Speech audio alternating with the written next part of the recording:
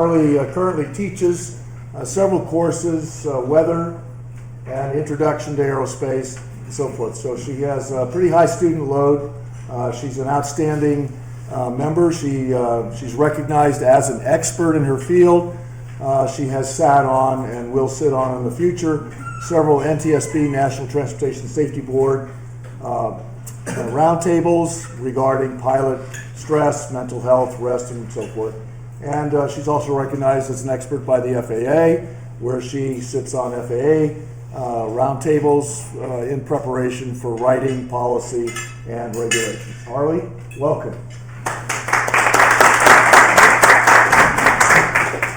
Thank you. Hi, I'm Harley. That's a lot of accolades given to my name, but I'm just a person, so bear with me. As Pete said, I am the, oh my gosh, it's not wanting to stay there. Okay, so I'm the, I service 2 roles at MTSU. One is a faculty member, and then the other is student wellness coordinator, and that's a completely new position. And so I want to talk to you guys about kind of what that means here in a bit. But I also want to tell you a little bit about my background in aviation, how I got to this point, and how I got into mental health. So I started off as a pilot. I did my undergraduate at Liberty University in Lynchburg, Virginia. Did all of my pilot ratings, got through the program, and I honestly loved it. Do we have any pilots or any aviation people in here? Pete. Yeah, okay. George isn't here, but George is. So, if you've never been in aviation, flying an airplane is one of the most freeing feelings in the world. I love aviation so much. So, I started my aviation journey at Liberty. I had never been in a small plane before until my first flight lesson. Fell in love with it, but something that I fell in love with even more than that was teaching. Hence the master's degree in aviation education.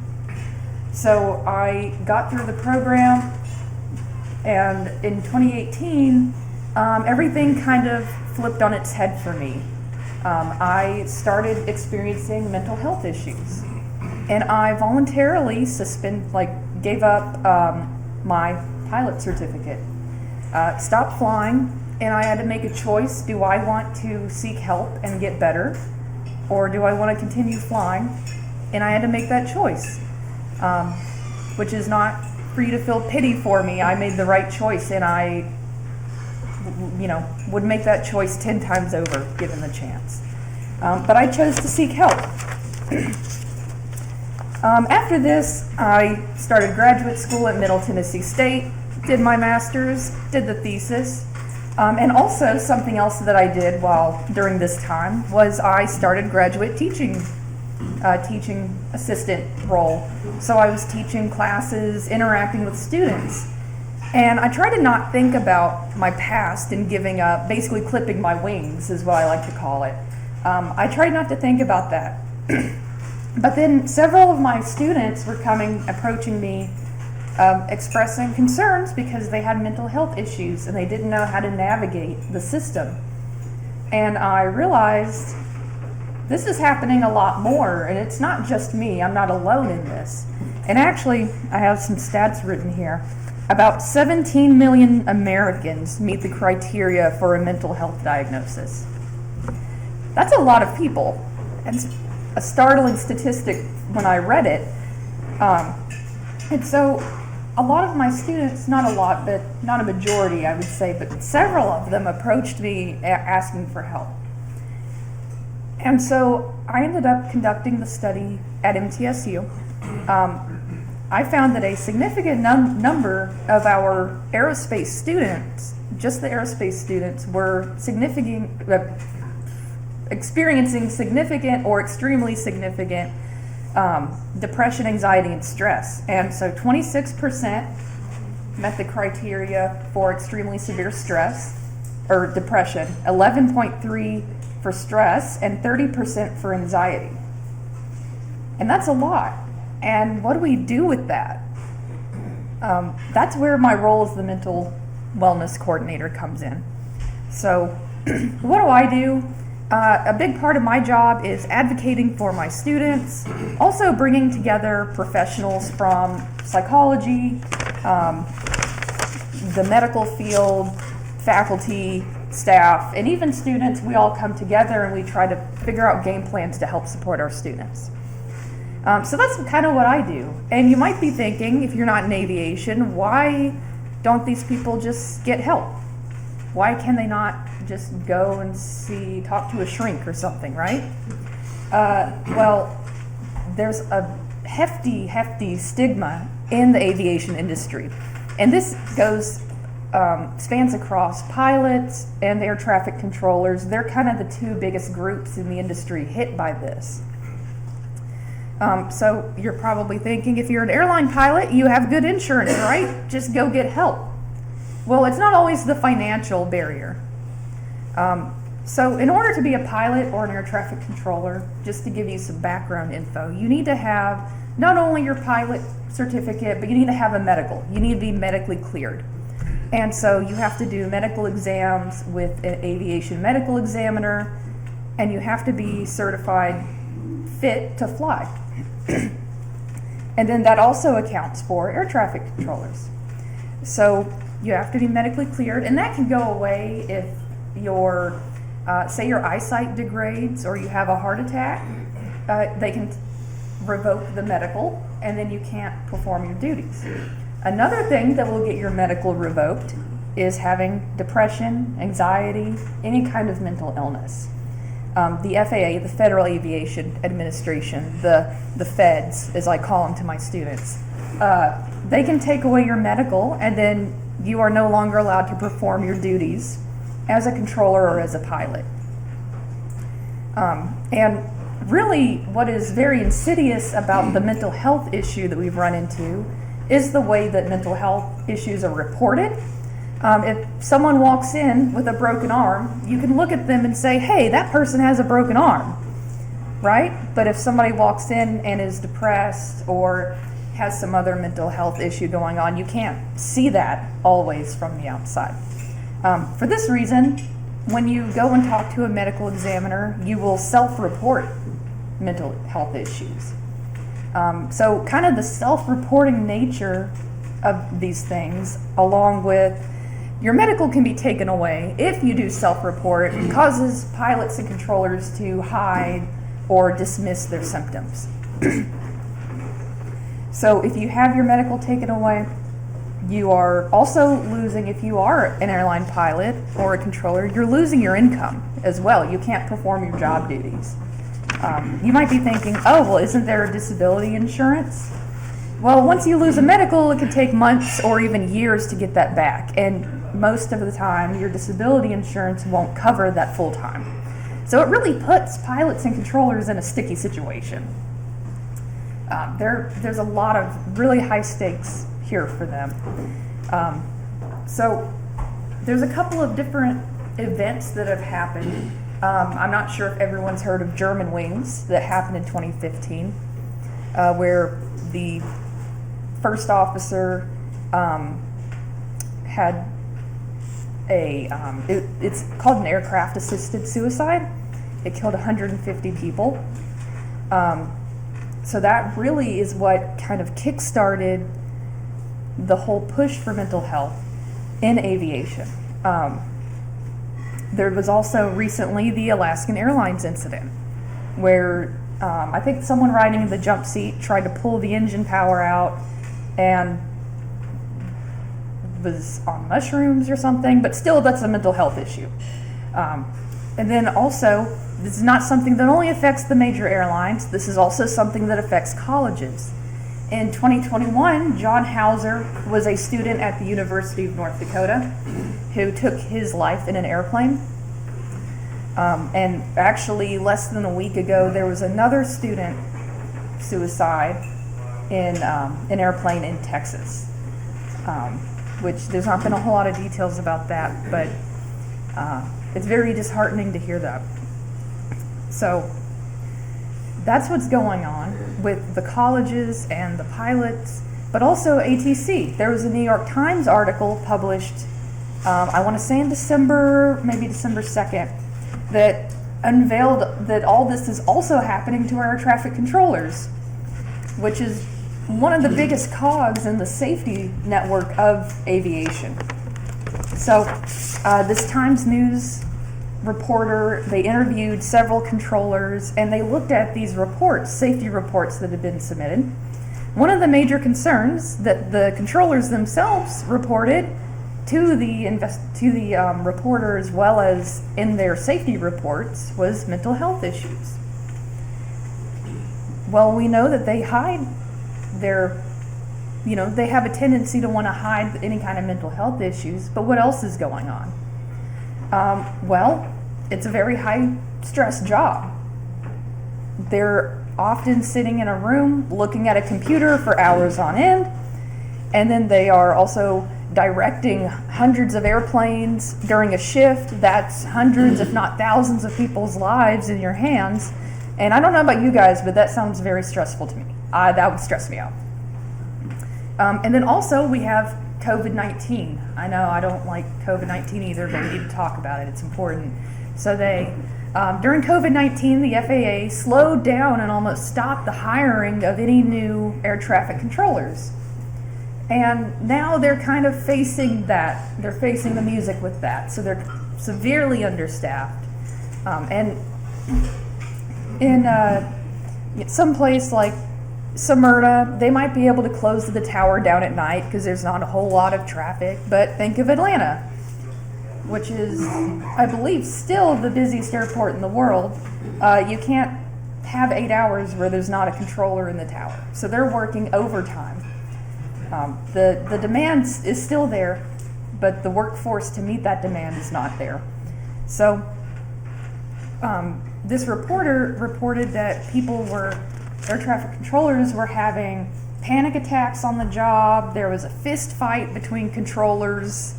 Mental health issues are popping up, and then they report these mental health issues, they lose their medical.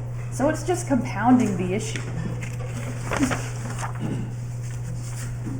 So that's what's going on in the industry. So we know all this is happening. Now what do we do about it?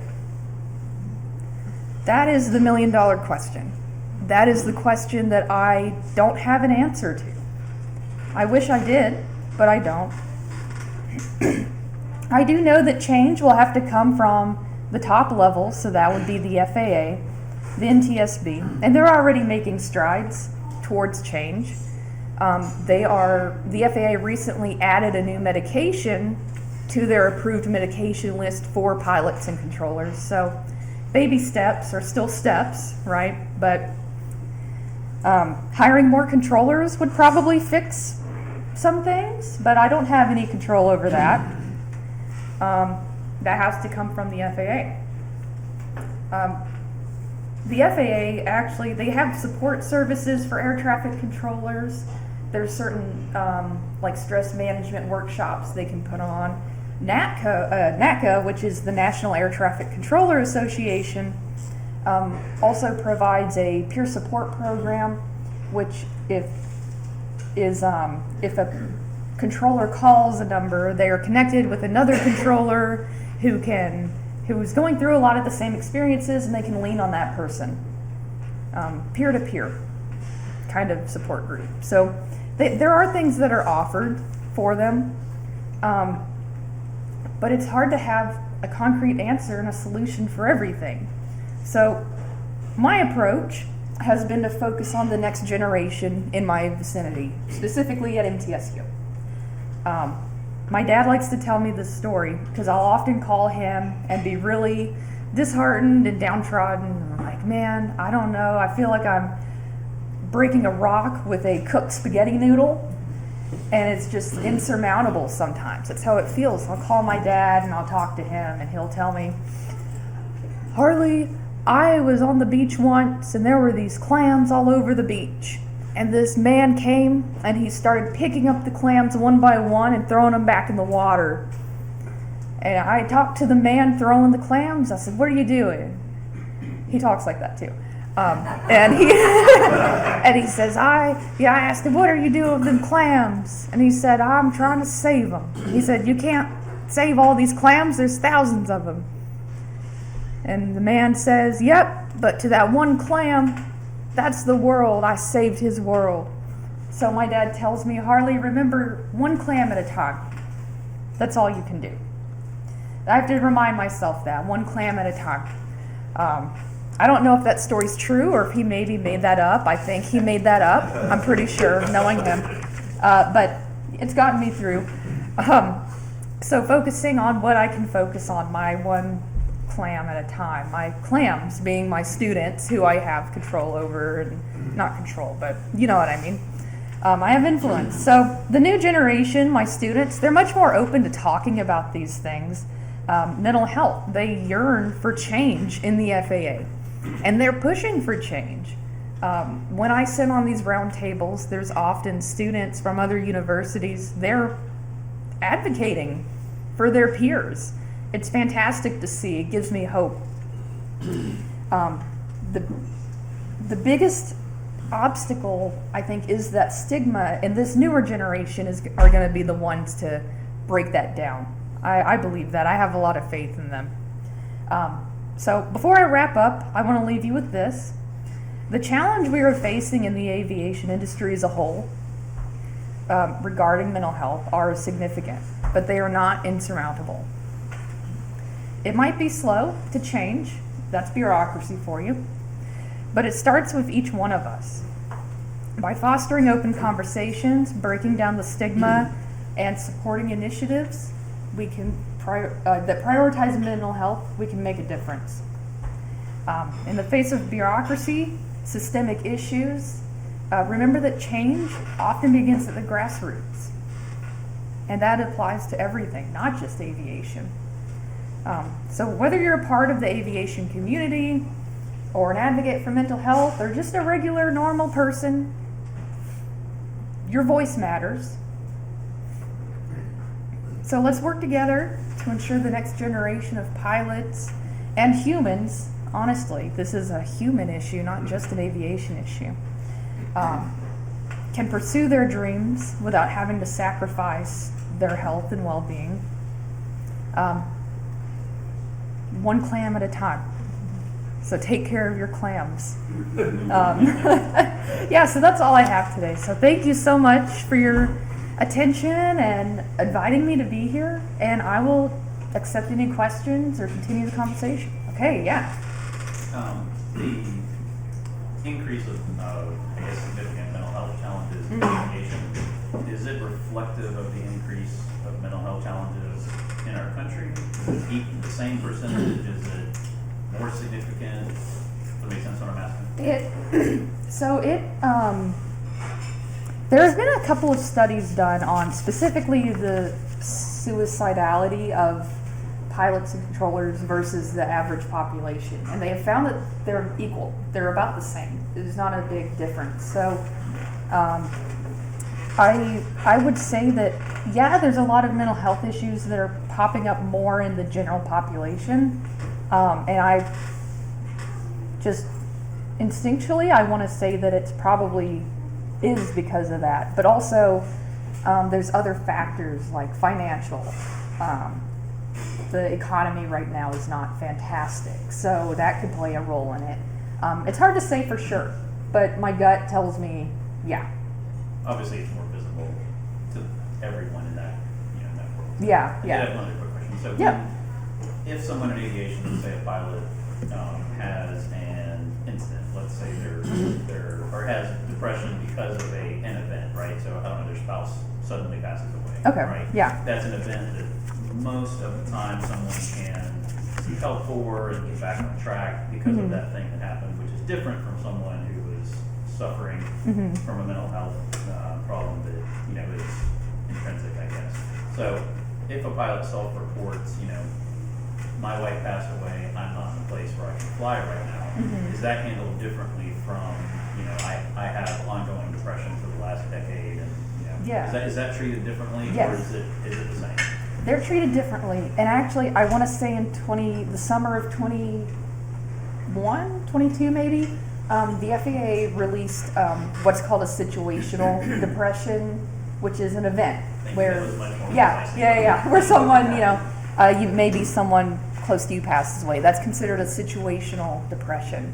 And it's much more lenient than if you've had depression for a decade, or it's, diagnosed chronic depression is the word I'm looking for. So it is different. They're handled differently. Situational depression, you're going to see a shorter time from reporting to getting back in the cockpit than if you were diagnosed with like a chronic condition. You'd probably be looking at least 6 months in that case, but with the situational depression, it could be closer to like 6 weeks. Is it more like seek counseling? Yeah. Counselor says, hey, you're good to go. Yeah. The FAA wants to see, are you getting help? Are you making positive progress? And so as long as you can prove those two things, and you have a psychologist or a psychiatrist who will kind of back you up and provide evidence showing that you've,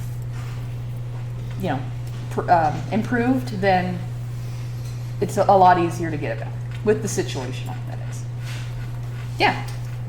From a student perspective, if there are students that's in aviation come and say, I have mental health, depression, whatever their issues are, do they get help then and then continue the program?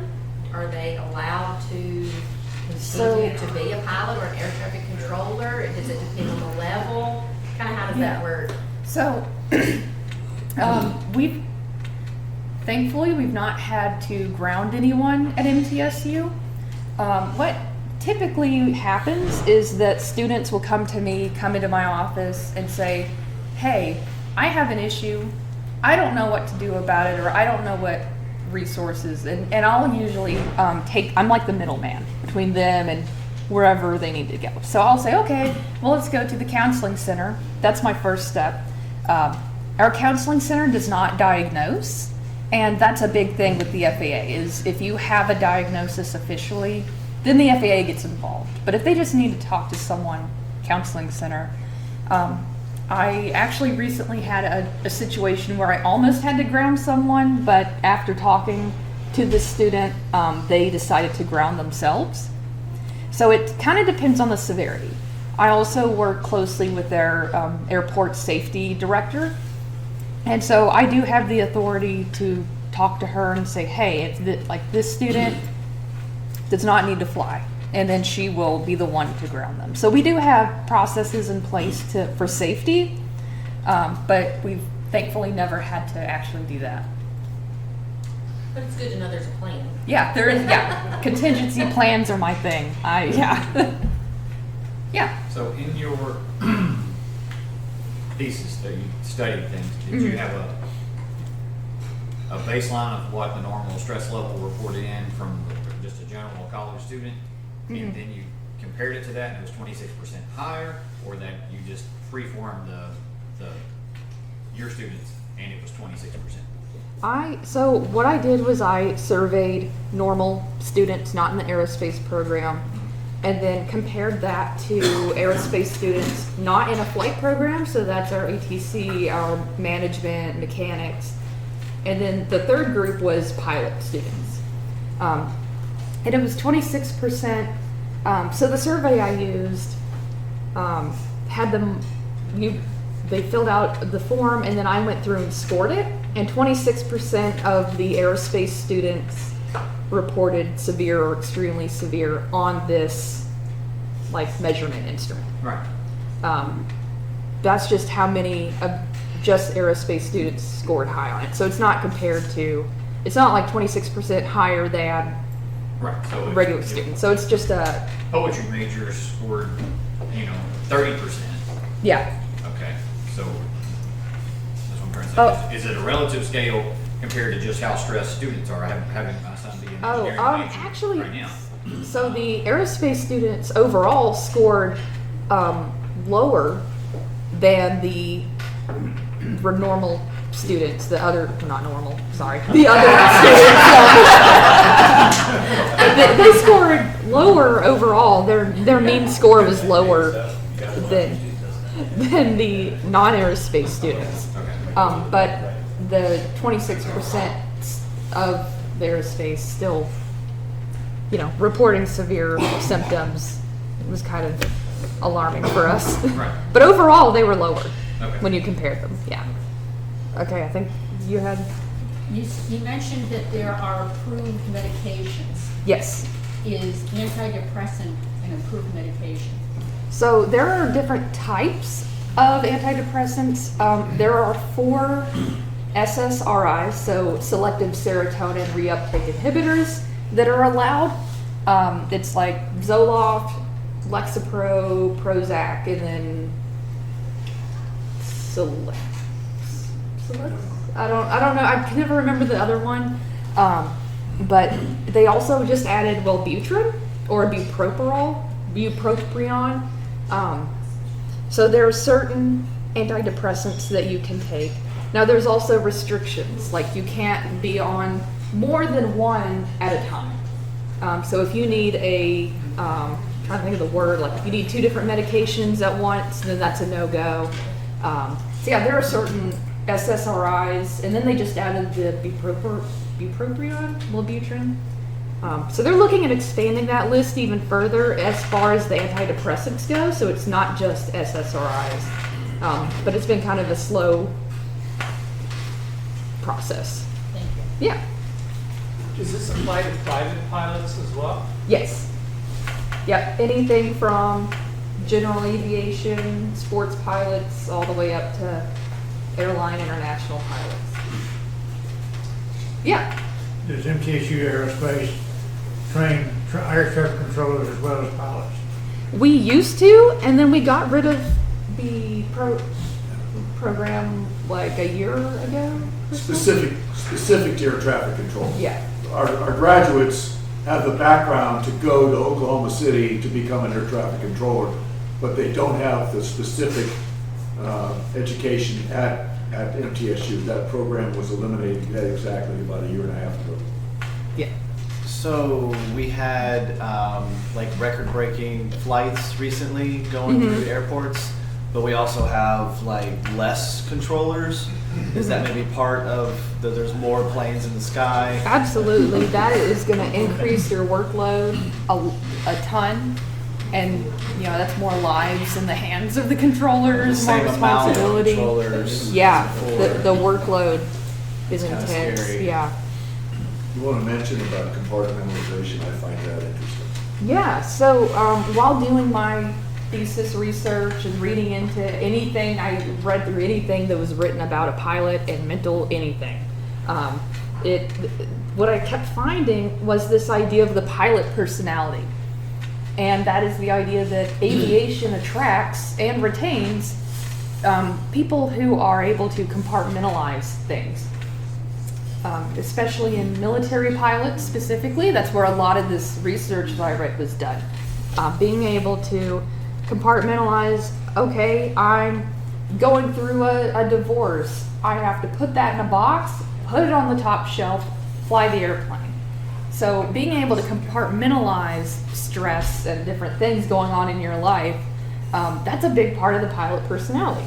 As well as being able to be in a sticky situation and calmly be able to make a decision about what to do.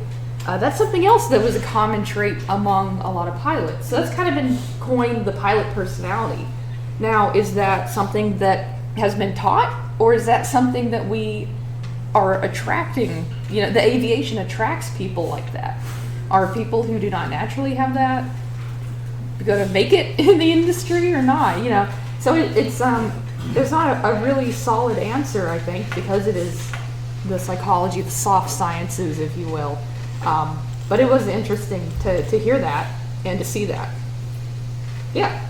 Has depression and anxiety among students growing?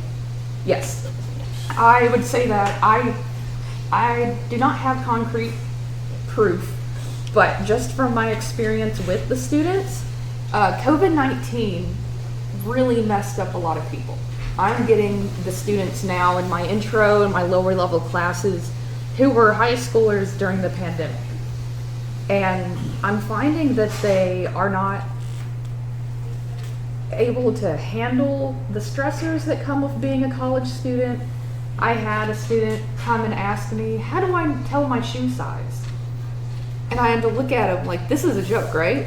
What are you talking about? He's like, no, how do I know what size my shoes are? And I had a student ask me how to write a check.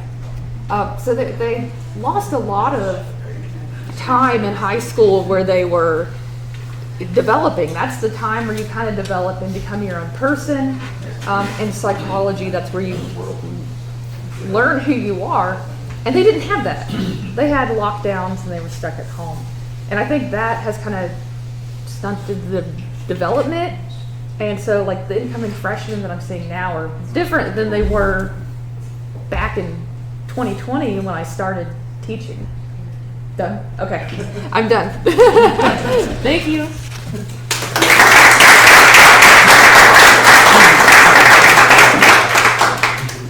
And Harley, we have a little token of our appreciation to remember us by, and we appreciate you being here. Thank you. I appreciate it. So, hope y'all like that. I think that's a lot better to have our speaker as our headliner rather than me being the headliner. So, we'll move on to our family of Rotary. Anybody got anything on, we know Helen, hadn't heard an update. I think Phil and Stacy are both sick today. Gloria's home with the flu. So there's several people in our club that are experiencing some illness. Anybody else? No. We're glad to have Gibb back from his travels, and John Hinkle, who I'd been thinking, man, he is not supporting my presidency at all. I wish people could funeral on Tuesday. I know, me too. Foundation football, I have not updated this, but I think we all know that Kansas City Chiefs players are, team who's picked them are still playing. So, Lisa, do you want to say a couple words about the foundation football, what you wanted to do about? Yes. You said that? Yes, just real quick. So some people have said, just put it on my invoice, my quarterly invoice. If you need me to do that, shoot me an email and I'll do it. Is it out there? What? Is it out there that you can email it to me so I'll have it? Yeah, So he just- can fill. Because some said, just go ahead and do it, and now, if it comes to me, and I will be sending it in August, that's just how all the collections, it goes. And this is for people who don't care that it's not a tax deductible. John, that may not be the updated. So- I'm This, yeah, you're not going anywhere. Oh, that's right. Anything else for Lisa? I think, Andy, this is the first, maybe the first attachment I sent you. I'm trying to figure that out. It said the second, yeah. Okay, so this is from last week. Don't forget about signing up. Hold on. If you want to have proof that's tax deductible, it's to the Rotary Foundation. You make that check, You give it to him. no, not to my foundation. You're gonna have to somehow get it to Chicago. That's what I'm saying, for those that do not care. Okay, That but if they it do is- care, if they it's- need to if write it it is- out. If you care and to have it a tax deductible, make it out to Rotary. International. Rotary Foundation. The Rotary Foundation. I just want to get it paid. Okay, do it and Also, the link, Andrew has sent the link several times for signups for the panel build. As of right now, I think someone else signed up, but we have either 15 or 16 open shifts, Okay. or open slots. So please, I'll send it again probably tomorrow, but please go click on the link to sign up. Marvell, Joe, John, if y'all want to participate, because of where you're at in your process. Yes, See let me know if Andrew, you're not- and if he you're can not get your interested. email and email it to you. We got Rosalie signed up, so. Is this, oh yeah. Okay, so this is another thing. The Breakfast Rotary Club is actually going to meet at Habitat in the Restore on February 15th, and y'all are all invited. So it's breakfast if you like to get out early, and it could be a makeup for your regular week, whatever. But breakfast is at 6:30, and the meeting is at 7. So we've done that over there before. They wanted to come back and do it again. So I said, hey, I'm inviting my club. So y'all are all welcome to come. I'll remind you again, but February 15th, the day after Valentine's. I know some of you will not be up early the day after Valentine's, but if not, if you are, that's good. Are you switching? Yeah, go ahead. Next week, our speaker is Randy O'Brien. He is an author of a book called The Farm and Gettysburg by Morning. He was actually here. He got mixed up about which date he was supposed to be here. He was actually here. He will have books for sale, and he will autograph those. And Andy will be our prayer pledge and 4-way test, so we know you'll be here. And that's really it for today. Any other announcements or things we need to know about? I have just a brief one. We had our first Jazz Fest meeting. I don't know if y'all saw, we saved Jazz Fest and we're forward about it. But Jazz Fest is going to be April 27th at the Fountains again. So if y'all didn't get to come last year, it was wonderful. We have many, many, many talented students. I can't believe they're in high school and younger. So come on out. Okay. Yes, John. Tennessee whipped Vanderbilt home. They sure did. Beat Alabama too. Yeah, I didn't know if you wanted to, if anybody cared except George. But that's great. All right, well, thank y'all and have a great week. We'll see you next week.